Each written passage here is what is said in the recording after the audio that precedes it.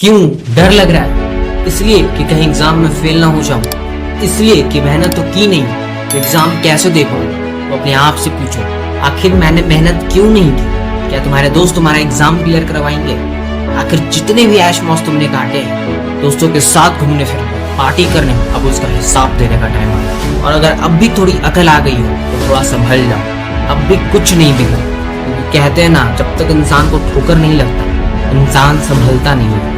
इसलिए अब जितना भी समय बचा है उसे यूज करो।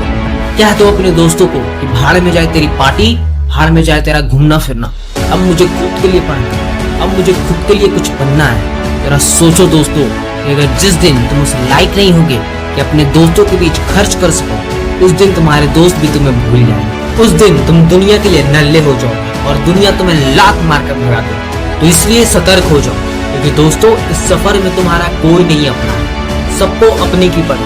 अगर कोई तुम्हारे साथ भी है तो तब तक है जब तक कि उसे तुमसे कुछ फायदा ना हो।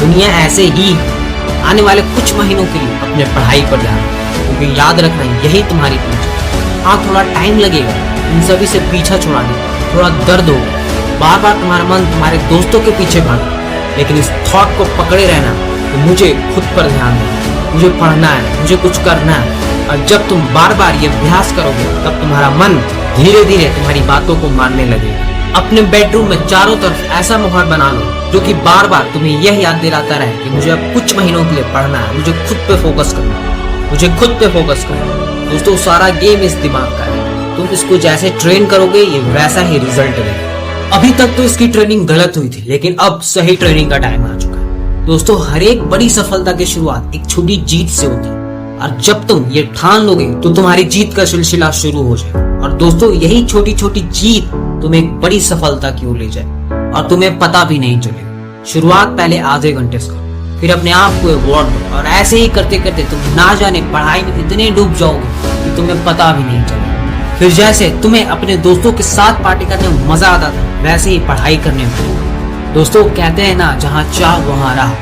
अगर तुम्हें अपने आप को बदलने की चाह है तो पक्का मानो रास्ते अपने आप निकलते जाएंगे। बस तुम्हारी चाहत में दम होना चाहिए। अगर दम है तो आसमान को भी जमीन पे आना पड़ेगा। फिर इस पढ़ाई की तो बात ही क्या है। किसी शख्स ने बड़ी कमाल की बात कही, इंसान की इच्छा शक्ति के सामने पर्वत को भी राई बनना पड़ेगा। दोस्तों, ऐसे ऐसे लोगों की बातें सुनो जिन्होंने अपने लाइफ में कुछ एक्स्ट्रा ऑर्डिनरी अचीव किया, जैसे आइंस्टीन, एडिसन, अब्दुल कलाम आजाद, स्वामी विवेकानंद। इन सभी को जानो, पढ़ो, तब ऐसा माहौल बनेगा कि तुम ना चाहते हुए भी सक्सेस की ओर बढ़ने लगो। बस एक बार अपने दिमाग का कचरा साफ करना सीखो और इन बातों को जाने देना। और सच मानो दोस्तों, तुम्हारा ब्रेन ऐसे ट्रेंड हो जाएगा कि तुम्हें पता भी नहीं चलेगा कि तुम कब ह्यूमन से सुपर ह्यूमन बनो। बस इस सफर में थोड़ा पेशेंस रखो और इन बातों का ध्यान रखो।